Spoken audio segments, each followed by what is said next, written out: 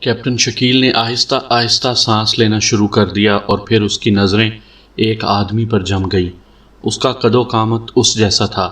اس نے بجلی کی سی تیزی سے اپنا لباس اتارا اور پھر اس آدمی کا لباس اتارنا شروع کر دیا۔ اس کے ہاتھ بجلی کی سی تیزی سے چل رہے تھے۔ تھوڑی دیر بعد وہ اپنا لباس اس آدمی کو پہنا چکا تھا، جبکہ اس نے خود اس کا لباس پہن لیا تھا۔ پھر اس نے اپنے لباس میں سے اپنی ضروری چیزیں نکال کر جیبوں میں ڈالیں اور ساتھ ہی اس نے بیگ کھولا اور اس میں سے ماسک، میک اپ کا سامان نکالا اور پھر چہرے اور سر پر ماسک چڑھا کر اس نے بڑے ماہرانہ انداز میں اسے دونوں ہاتھوں سے تھپ تھپانا شروع کر دیا۔ تھوڑی دیر بعد جب اسے یقین ہو گیا کہ اب اس کی شکل اس آدمی جیسی ہو گئی ہے تو اس نے بیگ میں سے مزید ضروری اسلحہ نکال کر جیبوں میں ڈالنا شروع کر دیا۔ سب سے آخر میں اس نے بیگ کی ایک سائیڈ کھولی اور ایک چپٹا سا باکس نکال کر اسے کھولا اور اس کے اندر لگے ہوئے آئینے میں اس نے اپنی شکل دیکھنی شروع کر دی۔ پھر اس نے باکس میں موجود سامان سے اپنے چہرے پر مزید میک اپ کرنا شروع کر دیا اور تھوڑی دیر بعد اس کا چہرہ، اس کے بال اس آدمی جیسے ہو گئے۔ تو اس نے باکس بند کیا اور اسے بیگ میں ڈالا اور بیگ بند کر کے اس نے اسے اٹھا کر ایک مشین کے پیچھے خالی جگہ پر اس طرح چھپا دیا کہ جب تک خاص طور پر اسے نہ دیکھا جائے کسی کو دکھائی نہ دے۔ پھر اس نے اس آدمی کی ناک اور منہ دونوں ہاتھ سے بند کر دیے۔ وہ جان بوجھ کر ایسا گیس پسٹل لے کر آیا تھا جس کا تریاق صرف سانس روکنا ہو سکتا تھا، کیونکہ ہنگامی حالات میں کوئی دوسری چیز میسر نہیں آ سکتی تھی۔ چند لمحوں بعد اس آدمی کے جسم میں حرکت کے تاثرات نمودار ہونے لگے تو کیپٹن شکیل نے ہاتھ ہٹائے اور پھر جیب سے مشین پسٹل نکال کر اس نے اس آدمی کی کن پٹی سے لگا دیا۔ وہ آدمی ہوش میں آتے ہی کراہتا ہوا اٹھ کر بیٹھ گیا۔ کیا نام ہے تمہارا؟ کیپٹن شکیل نے غراتے ہوئے کہا تو اس آدمی نے ایک جھٹکے سے گردن موڑی اور کیپٹن شکیل کو دیکھ کر وہ بے اختیار چونک پڑا۔ تم میری شکل میں؟ کون ہو تم؟ اس آدمی نے کہا، نام بتاؤ ورنہ ٹریگر دبا دوں گا اور تمہاری کھوپڑی ہزاروں ٹکڑوں میں تبدیل ہو جائے گی۔ کیپٹن شکیل نے غراتے ہوئے کہا اور ساتھ ہی اس نے پسٹل دبا دیا، جبکہ اس نے دوسرا ہاتھ اس کی گردن پر رکھا ہوا تھا۔ اس ہاتھ کا انگوٹھا اس کی گردن میں دھنسا ہوا تھا۔ یہی وجہ تھی کہ وہ آدمی زیادہ حرکت نہیں کر پا رہا تھا۔ ماکیرو، میرا نام ماکیرو ہے اور میں اس چیک پوسٹ کا انچارج ہوں، مگر تم کون ہو؟ ماکیرو نے خوف بھرے لہجے میں کہا۔ جیکب کہاں ہوتا ہے؟ مارسیلا کو کہاں لے جایا گیا ہے؟ کیپٹن شکیل نے گردن پر رکھے ہوئے انگوٹھے اور مشین پسٹل کو بیک وقت دباتے ہوئے کہا، چیف ہاؤس میں۔ اور کہاں لے جانا ہے؟ ماکیرو نے کہا۔ اسی لمحے کیپٹن شکیل نے ٹریگر دبا دیا اور ماکیرو کے جسم نے جھٹکا کھایا۔ گولی اس کی کھوپڑی کو توڑتی ہوئی دوسری طرف نکل گئی اور کیپٹن شکیل تیزی سے اٹھ کھڑا ہوا۔ ماکیرو کا جسم جھٹکے سے نیچے گرا تو کیپٹن شکیل نے باقی پڑے ہوئے بے ہوش افراد پر گولیاں چلا دیں۔ جب چاروں ختم ہو گئے تو اس نے مشین پسٹل جیب میں ڈالا اور تیزی سے باہر نکل کر وہ درخت کے ساتھ لگی ہوئی سیڑھی سے نیچے اتر آیا۔ اب وہ ماکیرو کے روپ میں تیزی سے جزیرے کے اندرونی طرف بڑھا چلا جا رہا تھا۔ جزیرے پر خاصی ہنگامی حالت دکھائی دے رہی تھی۔ ارے ماکیرو، تم کہاں جا رہے ہو؟ ایک آدمی نے اچانک ایک درخت کی اوٹ سے نکل کر کیپٹن شکیل سے مخاطب ہو کر کہا، چیف کے پاس۔ کیپٹن شکیل نے حد الوسع ماکیرو کے لہجے میں بات کرتے ہوئے کہا، وہ کیوں؟ اچھا، مارسیلا کو دیکھنے۔ جاؤ، اس بیچاری کو اگر بچا سکتے ہو تو بچا لو، چیف تمہاری بات بہت مانتا ہے، اس آدمی نے مسکراتے ہوئے کہا تو کیپٹن شکیل سر ہلاتا ہوا آگے بڑھتا چلا گیا۔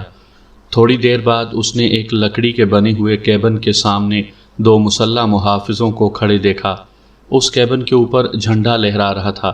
کیپٹن شکیل سمجھ گیا کہ یہی چیف ہاؤس ہوگا۔ وہ قدم بڑھاتا ہوا اس کیبن کی طرف بڑھتا چلا گیا۔ ماکیرو، تم آ گئے ہو؟ اچھا کیا، چیف کا غصہ عروج پر ہے۔ اگر ہو سکے تو مارسیلا کو بچا لینا، آخر تم جیکب کے بہنوئی ہو اور وہ تمہاری بات مانتا ہے، ایک محافظ نے ماکیرو کے قریب آنے پر مسکراتے ہوئے کہا اور کیپٹن شکیل بغیر کوئی جواب دیے صرف سر ہلاتا ہوا آگے بڑھتا چلا گیا اور پھر کیبن میں داخل ہو گیا۔ میں تمہاری ایک ایک بوٹی علیحدہ کر دوں گا، سمجھی؟ بتاؤ کہاں ہے وہ ایکریمی؟ ایک چیختی ہوئی آواز سنائی دی اور اس کے ساتھ ہی شراب کی آواز سنائی دی، اور پھر مارسیلا کی کربناک چیخ سنائی دی۔ بولو، بتاؤ۔ وہی چیختی ہوئی آواز دوبارہ سنائی دی۔ کیپٹن شکیل آگے بڑھا تو ایک راہداری سے مڑ کر وہ ایک بند دروازے پر پہنچ گیا۔ آوازیں دروازے کے اندر سے آ رہی تھیں۔ اس نے دروازے کو دھکیل کر کھولا اور اندر داخل ہو گیا۔ یہ ایک خاصا بڑا کمرہ تھا جس کی ایک دیوار کے ساتھ کنڈوں میں بندھی ہوئی زنجیروں سے مارسیلا بندھی ہوئی تھی۔ اس کے جسم پر زخموں کے آڑے ترچھے نشانات تھے۔ اس کا چہرہ تکلیف کی شدت سے مسخ ہو رہا تھا۔ اس کی گردن ڈھلکی ہوئی تھی، جبکہ ایک لمبے قد اور بھاری جسم کا آدمی ہاتھ میں کوڑا اٹھائے اس کے سامنے کھڑا تھا۔ دروازہ کھلنے کی آواز سن کر وہ تیزی سے مڑا۔ تم یہاں کیوں آئے ہو ماکیرو؟ اس آدمی نے غصیلے لہجے میں کہا۔ یہ دیکھنے کہ تم مارسیلا سے کیا سلوک کرتے ہو، کیپٹن شکیل نے کہا تو جیکب بے اختیار اچھل پڑا۔ یہ تمہاری آواز، کون ہو تم؟ جیکب نے تیزی سے جیب میں ہاتھ ڈالتے ہوئے کہا، لیکن دوسرے لمحے کیپٹن شکیل کا ہاتھ بجلی کی سی تیزی سے گھوما اور جیکب چیختا ہوا اچھل کر نیچے گرا، اور کیپٹن شکیل نے اچھل کر لات ماری اور جیکب ہلکا سا تڑپ کر ساکت ہو گیا۔ وہ بے ہوش ہو گیا تھا۔ تم نے جیکب کو مارا ہے؟ کون ہو تم؟ نیم بے ہوش اور زخمی مارسیلا نے حیرت بھرے لہجے میں کہا۔ میں ماکیرو نہیں، کیپٹن شکیل ہوں مارسیلا۔ مجھے افسوس ہے کہ مجھے یہاں تک پہنچنے میں دیر ہو گئی اور تمہیں یہ تکلیف اٹھانی پڑی۔ میں ابھی آ رہا ہوں، کیپٹن شکیل نے کہا اور تیزی سے مڑ کر کمرے سے باہر آ گیا۔ کیا ہوا؟ کیا جیکب نے تمہیں باہر نکال دیا ہے ماکیرو؟ باہر کھڑے اس محافظ نے جس نے پہلے اس سے بات کی تھی مسکراتے ہوئے کہا۔ ہاں، کیپٹن شکیل نے ادھر ادھر دیکھتے ہوئے کہا۔ سامنے کوئی آدمی نظر نہیں آ رہا تھا۔ اس کا جیب میں موجود ہاتھ تیزی سے باہر آیا تو اس کے ہاتھ میں سائلنسر لگا مشین پسٹل موجود تھا۔ دوسرے لمحے کٹک کی آوازوں کے ساتھ ہی دونوں محافظ اچھل کر نیچے گرے۔ عین دل پر پڑنے والی گولیوں نے انہیں چیخنے تک کا موقع نہیں دیا تھا۔ کیپٹن شکیل نے بجلی کی سی تیزی سے مشین پسٹل جیب میں ڈالا اور پھر جھک کر ان دونوں محافظوں کے بازو پکڑے اور انہیں گھسیٹتا ہوا راہداری میں لے جا کر ڈال دیا۔ اس کے ساتھ ہی اس نے کوٹ کی اندرونی جیب سے ایک چھوٹا اور پتلا سا باکس نکالا اور اس کے اوپر لگے ہوئے 2 بٹنوں کو یکے بعد دیگرے پریس کر کے تیزی سے کیبن سے باہر آ گیا، اور پھر اس نے ہاتھ گھما کر وہ باکس تیزی سے جھاڑی میں اچھال دیا اور مڑ کر اس نے دروازے کو بند کر کے اندر سے لاک کیا اور تیزی سے دوڑتا ہوا اس کمرے میں آیا جہاں مارسیلا ابھی تک زنجیروں میں جکڑی ہوئی تھی، جبکہ جیکب بے ہوش پڑا ہوا تھا۔ مارسیلا کا جسم ڈھلکا ہوا تھا، وہ زخموں کی وجہ سے بے ہوش ہو گئی تھی۔ کیپٹن شکیل نے کمرے کا دروازہ بند کیا اور پھر دروازے کے ساتھ لگ کر کھڑا ہو گیا۔ اس نے سانس روک لیا تھا، لیکن اس کے باوجود اس کا ذہن چکرانے لگ گیا تھا، لیکن اس نے بھرپور جدوجہد کرتے ہوئے اپنے ذہن کو کنٹرول میں رکھا، کیونکہ اسے علم تھا کہ باکس میں سے نکلنے والی انتہائی تیز اثر بے ہوش کر دینے والی گیس پورے جزیرے میں پھیل گئی ہوگی۔ کیپٹن شکیل نے اپنا سانس روک رکھا تھا، اس کا چہرہ سرخ ہو رہا تھا، لیکن اب اسے یوں محسوس ہو رہا تھا کہ جیسے اس کا سینہ کسی بم کی طرح پھٹ جائے گا۔ پھر جب معاملہ واقعی ناقابل برداشت ہو گیا تو اس نے آہستہ آہستہ سانس باہر نکالنا شروع کر دیا۔ وہ جان بوجھ کر ایسا آہستہ آہستہ کر رہا تھا، اور پھر جب مجبوراً اسے سانس لینا پڑا تو اس نے آہستہ آہستہ سانس لینا شروع کر دیا، لیکن جیسے ہی اس نے سانس لینا شروع کیا اسے ایسا محسوس ہوا جیسے کسی نے اسے چھت پر گھومتے ہوئے پنکھے کے ساتھ باندھ دیا ہو۔ اس نے سانس لینا روک لیا اور پھر اپنے ذہن کو کنٹرول کرنے کی جدوجہد میں مصروف ہو گیا۔ چند لمحوں کے بعد جب اس کا تیزی سے گھومتا ہوا ذہن قدرے کنٹرول میں آیا تو اس نے تھوڑا سا اور سانس لیا، لیکن اس بار اس کے ذہن پر کوئی اثر نہ پڑا۔ اس نے بے اختیار سانس لیا۔ اس کا دل خوشی سے دھڑکنے لگ گیا تھا۔ اس نے وہ وقت بہرحال گزار لیا تھا جو گیس کے اثر کا وقت تھا۔ اب گیس کے اثرات ختم ہو چکے تھے۔ وہ تیزی سے مڑا اور دروازہ کھول کر باہر آ گیا۔ راہداری میں لاشیں پڑی ہوئی تھیں۔ اس نے دونوں محافظوں کی مشین گنیں اٹھا لیں، پھر ایک مشین گن کو کاندھے سے لٹکا کر اور دوسری ہاتھ میں لے کر وہ دروازہ کھول کر باہر آ گیا۔ پھر اس نے پورے جزیرے کا دورہ شروع کر دیا۔ واقعی ہر جگہ مسلح افراد جھاڑیوں میں ڈھیر پڑے ہوئے تھے۔ چیک پوسٹوں پر سے بھی نقل و حرکت کے کوئی آثار نظر نہیں آ رہے تھے۔ پھر وہ ایک ایسے بڑے سے کیبن کے سامنے پہنچ گیا جہاں باہر 4 مسلح افراد بے ہوش پڑے ہوئے تھے۔ کیبن کے باہر مشین روم کی چھوٹی سی تختی لگی ہوئی تھی۔ دروازہ کھلا ہوا تھا۔ کیپٹن شکیل اندر داخل ہوا اور پھر ایک راہداری سے گزر کر وہ ایک بڑے ہال میں پہنچ گیا۔ ہال میں چاروں طرف مشینیں نصب تھیں، لیکن ان کے سامنے بیٹھے ہوئے لوگ فرش پر ٹیڑھے میڑھے انداز میں بے ہوش پڑے ہوئے تھے۔ کیپٹن شکیل آگے بڑھا اور اس نے اپنے طور پر ان مشینوں کا جائزہ لینا شروع کر دیا، لیکن اس نے کسی مشین کو نہ چھیڑا، اور پھر سب کا جائزہ لے کر اس نے مشین گن سیدھی کی اور دوسرے لمحے تڑتڑاہٹ کی آواز کے ساتھ ہی بے ہوش پڑے ہوئے سب افراد گولیوں سے چھلنی ہو گئے۔ کیپٹن شکیل باہر آ گیا۔ اس نے پورے جزیرے کا دوبارہ راؤنڈ لیا اور اس بار اسے جو بے ہوش آدمی نظر آیا اسے گولیوں سے اڑا دیا، حتیٰ کہ اس نے ان پوسٹوں پر چڑھ کر وہاں بے ہوش پڑے ہوئے افراد کو بھی گولیاں مار دیں۔ جب اسے یقین ہو گیا کہ اب جزیرے پر اس کے، مارسیلا کے اور جیکب کے علاوہ اور کوئی آدمی زندہ نہیں بچا تو وہ تیز تیز قدم اٹھاتا ہوا چیف ہاؤس کی طرف بڑھتا چلا گیا۔ سامعین کرام، آپ سن رہے ہیں عمران سیریز کے سلسلے میں ایک اردو کہانی پاور ایجنٹ، اور یہ اس سلسلے کی قسط نمبر 11 ہے۔ مجھے امید ہے آپ کو میری یہ کاوش پسند آ رہی ہوگی۔ آپ نے اگر ابھی تک میرا چینل کہانی گھر سبسکرائب نہیں کیا تو ابھی میرے چینل کو سبسکرائب کر کے بیل نوٹیفیکیشن آن کر لیجئے تاکہ آنے والی ہر نئی کہانی کی اطلاع بر وقت آپ تک پہنچ سکے۔ برانک اپنے دفتر میں بیٹھا ہوا تھا کہ فون کی گھنٹی بج اٹھی۔ اس نے ہاتھ بڑھا کر ریسیور اٹھا لیا۔ یس، برانک نے کہا۔ چیک پوسٹ نمبر 3 سے جانسن بول رہا ہوں۔ ایک مچھلی پکڑنے والا ٹرالر جزیرے کی طرف آ رہا ہے۔ وہ ابھی کافی دور ہے، لیکن اس کا رخ جزیرے کی طرف ہی ہے۔ دوسری طرف سے ایک مؤدبانہ آواز سنائی دی۔ کتنے فاصلے پر ہے؟ برانک نے پوچھا۔ 4 بحری میل کا فاصلہ پر تو یقیناً ہوگا، دوسری طرف سے جواب دیا گیا۔ اس کے چلنے کی کیا پوزیشن ہے؟ میرا مطلب ہے کہ اس میں کوئی خرابی محسوس ہو رہی ہے یا وہ درست رفتار سے آ رہا ہے؟ برانک نے کہا۔ رفتار بے حد آہستہ معلوم ہوتی ہے، دوسری طرف سے کہا گیا۔ اوکے، میں خود آ رہا ہوں اور اسے دیکھ کر کوئی فیصلہ کروں گا، برانک نے کہا، اور ریسیور رکھ کر وہ اٹھا اور تیزی سے بیرونی دروازے کی طرف بڑھ گیا۔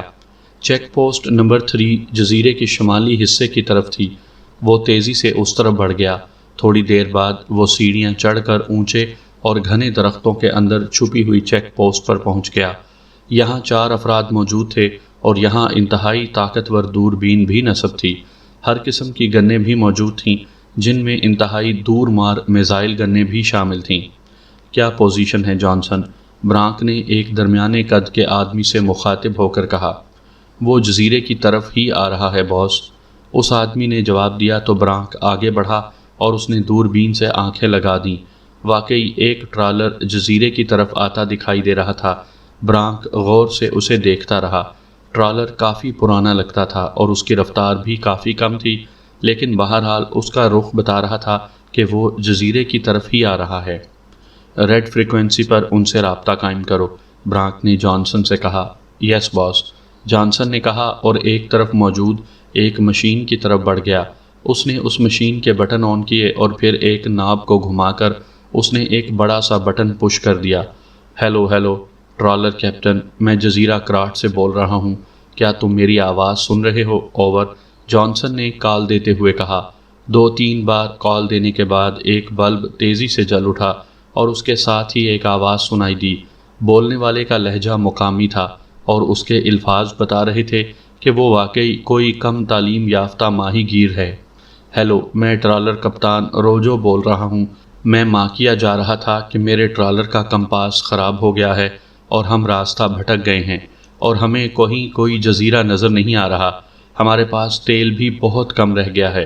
ہماری مدد کرو، ہمیں راستہ بتاؤ۔ اوور۔ روجو کا بولنے کا انداز ایسا تھا جیسے گھپ اندھیرے میں اچانک اسے روشنی کی کوئی کرن نظر آ گئی ہو اور وہ مدد حاصل کرنے کے لیے بےتاب ہو گیا ہو۔ تم نے مدد کے لیے کال کیوں نہیں دی؟ اوور، جانسن نے کہا۔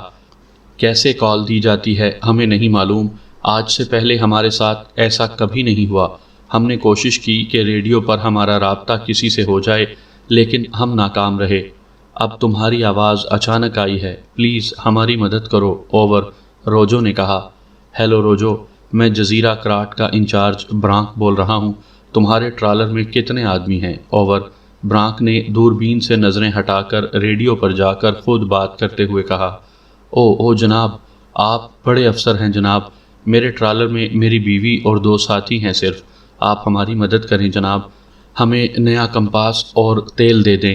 میرے ٹرالر میں کافی مچھلیاں موجود ہیں جناب، آپ بے شک ساری مچھلیاں لے لیں جناب، لیکن ہماری مدد ضرور کریں۔ اوور۔ روجو نے انتہائی منت بھرے لہجے میں کہا۔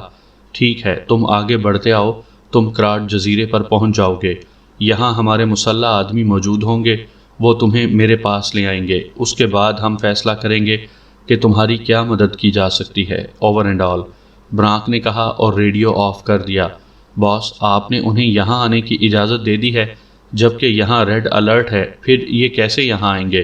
جانسن نے حیرت بھرے لہجے میں کہا۔ ہاں، ریڈ الرٹ بھی ختم کرنا ہوگا، میں انہیں یقینی طور پر ختم کرنا چاہتا ہوں، برانک نے کہا، اور پھر ایک طرف رکھے ہوئے فون کا ریسیور اٹھا کر اس نے کئی نمبر پریس کر دیے۔ یس، لارسن بول رہا ہوں۔ رابطہ قائم ہوتے ہی دوسری طرف سے کراٹ کے انچارج لارسن کی آواز سنائی دی۔ برانک بول رہا ہوں لارسن، برانک نے کہا۔ یس باس۔ لارسن کا لہجہ یکلخت انتہائی مودبانہ ہو گیا۔ ایک مچھلیاں پکڑنے والا ٹرالر کراٹ کی طرف آ رہا ہے، ریڈیو پر میری اس کے کپتان سے بات ہوئی ہے۔ ویسے مقامی ماہی گیری لگتے ہیں، لیکن ان کی تعداد اور ٹرالر میں ایک عورت کی موجودگی پر مجھے شک ہے کہ یہ پاک ایشیائی ایجنٹوں کی ٹیم ہے، اس لیے میں انہیں یقینی طور پر ختم کرنا چاہتا ہوں۔ تم ریڈ الرٹ ختم کر دو اور اپنے مسلح آدمی ساحل پر بھجوا دو۔ جیسے ہی وہ ٹرالر یہاں پہنچے، تمہارے آدمیوں نے ٹرالر پر قبضہ کرنا ہے اور ٹرالر میں موجود ایک عورت اور 3 مردوں کو 0x سے بے ہوش کر کے انہیں اسپیشل روم میں لے جانا ہے۔ ان کی مکمل تلاشی لینے کے ساتھ ساتھ ان کا میک اپ بھی چیک کرنا ہے اور ٹرالر کی تفصیلی تلاشی بھی لینی ہے، اور پھر مجھے رپورٹ دینی ہے۔ میں خود انہیں ہوش میں لا کر ان سے گفتگو کروں گا اور پھر ان کے متعلق فیصلہ کروں گا۔ اور سنو، جب یہ لوگ ساحل پر پہنچ جائیں تو ریڈ الرٹ دوبارہ آن کر دینا، برانک نے کہا۔ یس باس، لیکن یہ سب کچھ کرنے کی کیا کوئی خاص ضرورت ہے؟ لارسن نے کہا۔ ہاں، میں مکمل طور پر یقین کر لینا چاہتا ہوں، ایسا نہ ہو کہ ہم غلط آدمی مار کر مطمئن ہو جائیں اور اصل لوگ بعد میں آ جائیں، برانک نے گول مول سا جواب دیتے ہوئے کہا۔ یس باس، حکم کی تعمیل ہوگی باس، دوسری طرف سے کہا گیا، اور برانک نے ریسیور رکھ دیا۔ یہ ٹرالر ساحل پر پہنچنے کے باوجود تمہاری گنوں کی زد میں رہے گا جانسن۔ تم نے اس وقت تک پوری طرح ہوشیار رہنا ہے جب تک یہ لوگ بے ہوش نہ ہو جائیں اور ٹرالر پر ہمارے آدمیوں کا قبضہ نہ ہو جائے۔ اگر یہ لوگ کوئی شرارت کریں یا معاملات بگڑتے ہوئے محسوس ہوں تو تم نے فوری کارروائی کر دینی ہے، برانک نے جانسن سے مخاطب ہوتے ہوئے کہا۔ یس باس، جانسن نے جواب دیا، اور برانک واپس سیڑھی کی طرف بڑھ گیا۔ تھوڑی دیر بعد وہ اپنے آفس میں پہنچ گیا تھا۔ اسے پورا اطمینان تھا کہ اس کے آدمی اس کی ہدایات کے مطابق ساری کارروائی کریں گے، لیکن بہرحال اس نے فیصلہ کر لیا تھا کہ یہ لوگ چاہے مقامی ماہی گیر ہوں یا پاک ایشیائی ایجنٹ، موت ان کا مقدر بنے گی۔ کیپٹن شکیل تیزی سے چیف ہاؤس میں داخل ہوا اور سیدھا اس کمرے کی طرف بڑھنے کے بجائے اس نے اب پورے چیف ہاؤس کا راؤنڈ لگانا شروع کر دیا۔ چیف ہاؤس 4 کمروں پر مشتمل لکڑی کی بنی ہوئی ایک عمارت تھی، جس میں سے ایک کمرہ آفس کے انداز میں سجایا گیا تھا۔ اس کمرے میں فون بھی موجود تھا اور لانگ رینج ٹرانسمیٹر بھی۔ ایک طرف شراب کی بوتلوں سے بھرا ہوا ایک ریک تھا، جبکہ دوسری طرف ایک ریفریجریٹر موجود تھا۔ کیپٹن شکیل نے ریفریجریٹر کھولا تو اس میں سے اسے منرل واٹر سے بھری ہوئی بوتلوں کی کافی تعداد نظر آئی۔ اس نے 2 بوتلیں اٹھائیں اور ریفریجریٹر کا دروازہ بند کر کے وہ بوتلوں سمیت واپس اس کمرے میں آ گیا جہاں مارسیلا اور جیکب موجود تھے۔ وہ دونوں بے ہوش تھے۔ کیپٹن شکیل نے بوتلیں ایک طرف رکھیں اور پھر مارسیلا کو ان زنجیروں سے آزاد کروا کر اس نے اسے زمین پر لٹایا اور ایک طرف بے ہوش پڑے ہوئے جیکب کو گھسیٹ کر اٹھایا اور پھر اسے اسی طرح زنجیروں میں جکڑ دیا جس طرح مارسیلا زنجیروں سے جکڑی ہوئی تھی۔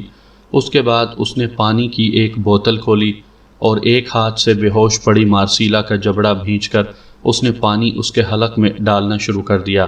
جیسے ہی تھوڑا سا پانی مارسیلا کے حلق سے نیچے اترا، اس کے جسم میں حرکت کے تاثرات نمودار ہونے لگے، تو اس نے بوتل میں موجود باقی پانی اس کے زخموں پر انڈیل دیا۔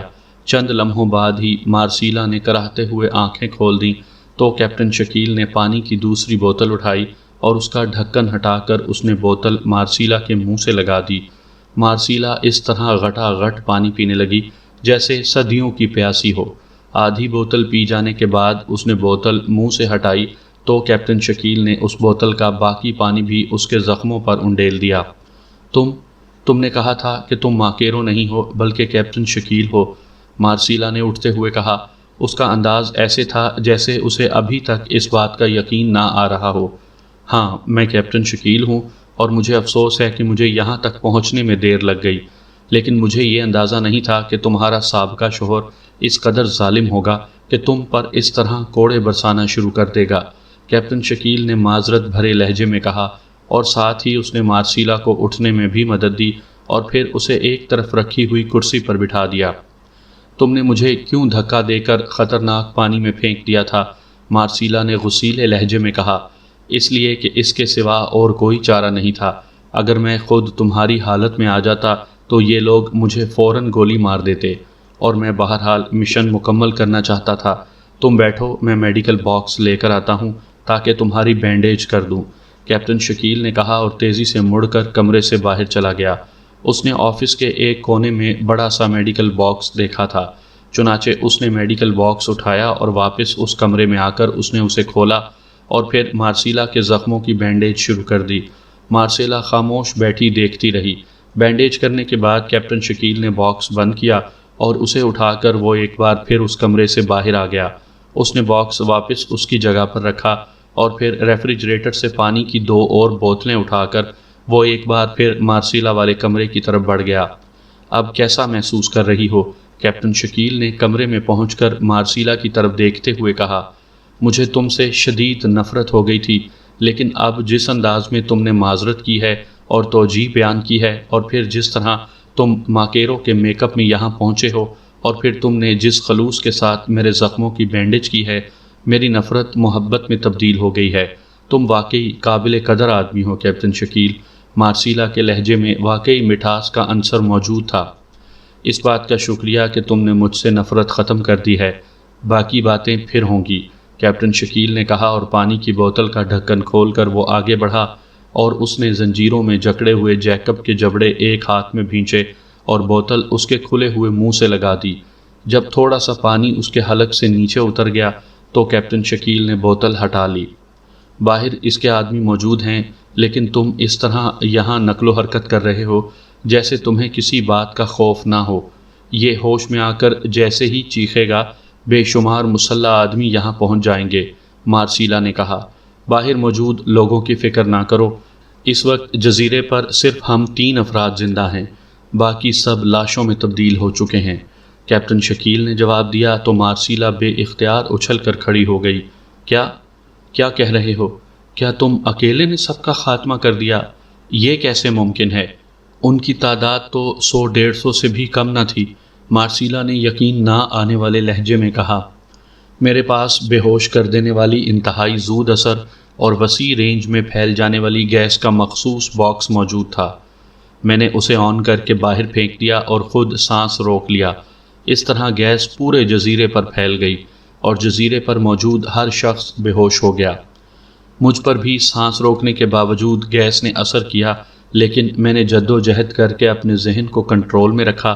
اس کے بعد میں نے پورے جزیرے کا راؤنڈ لگایا اور جو بھی زندہ آدمی تھا میں نے گولی مار کر اسے ہلاک کر دیا تاکہ کسی طرف سے کوئی مداخلت نہ ہو سکے، کیپٹن شکیل نے کہا۔ پھر تو تم نے ایک طرح سے قتل عام کیا ہے، مارسیلا نے قدرے خوف زدہ لہجے میں کہا۔ میرے مشن کے لیے یہ ضروری تھا، پھر یہ جرائم پیشہ لوگ ہیں، شریف نہیں ہیں، اور اگر میں اپنے ملک کے مفادات کے لیے اپنی جان دے سکتا ہوں تو ان جرائم پیشہ افراد کی جانیں میرے ملک کے مفادات سے زیادہ قیمتی نہیں، کیپٹن شکیل نے سرد لہجے میں کہا تو مارسیلا نے بے اختیار ایک طویل سانس لیا۔ تم واقعی انتہائی حیرت انگیز شخصیت کے مالک ہو۔ تم جس انداز میں کارروائی کر کے یہاں پہنچے ہو اور پھر اب تک تم نے جو کارروائی کی ہے اس نے مجھے یقین دلا دیا ہے کہ تم واقعی اکیلے ہی کسی فوج سے کم نہیں ہو، لیکن میں بھی تو گیس سے بے ہوش ہوئی ہوں گی، اور یہ جیکب بھی۔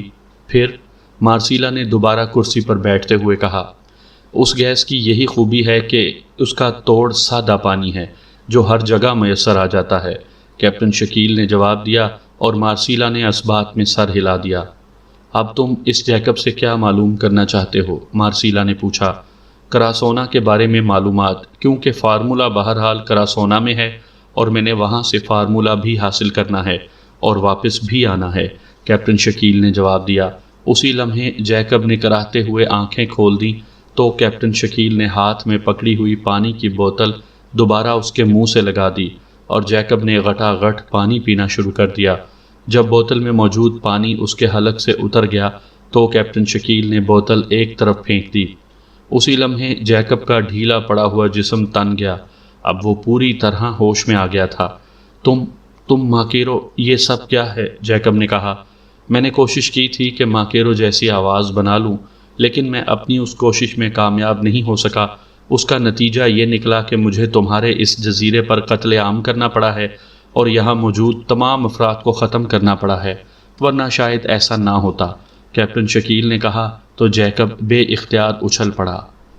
یہ کیسے ہو سکتا ہے کہ تم اکیلے 100-150 مسلح اور تربیت یافتہ افراد کو ہلاک کر دو اور تمہارے جسم پر خراش تک نہ آئے؟ تم جھوٹ بول رہے ہو، اور سنو، مجھے چھوڑ دو ورنہ تمہاری موت عبرتناک ہوگی، جیکب نے کہا۔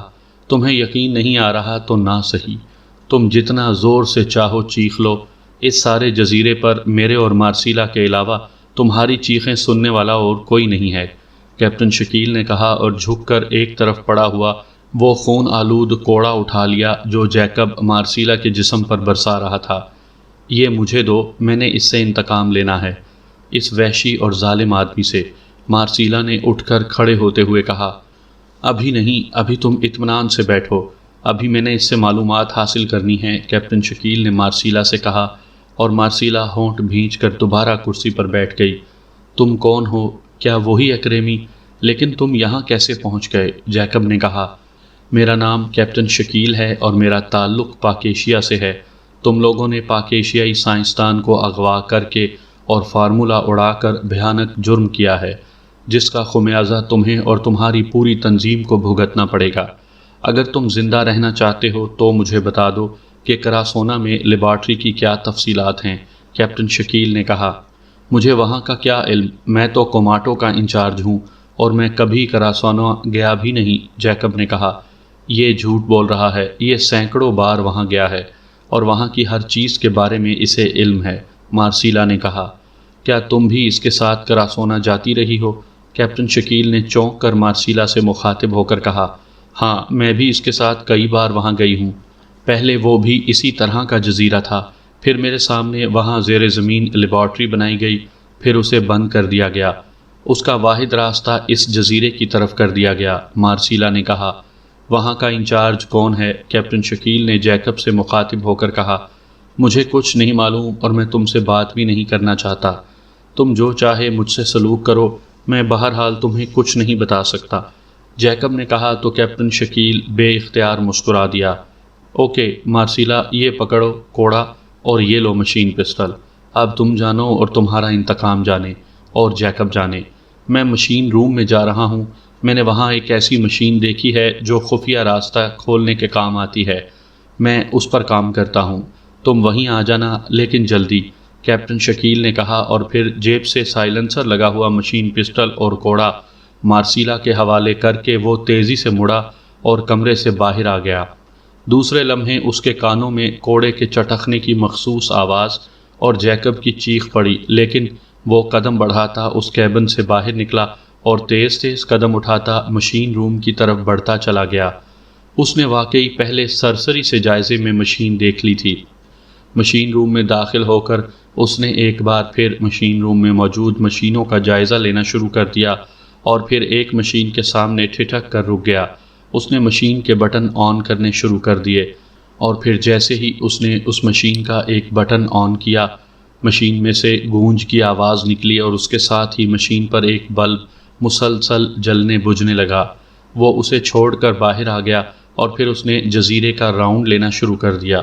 وہ تھوڑا سا ہی آگے بڑھا تھا کہ بے اختیار رک گیا۔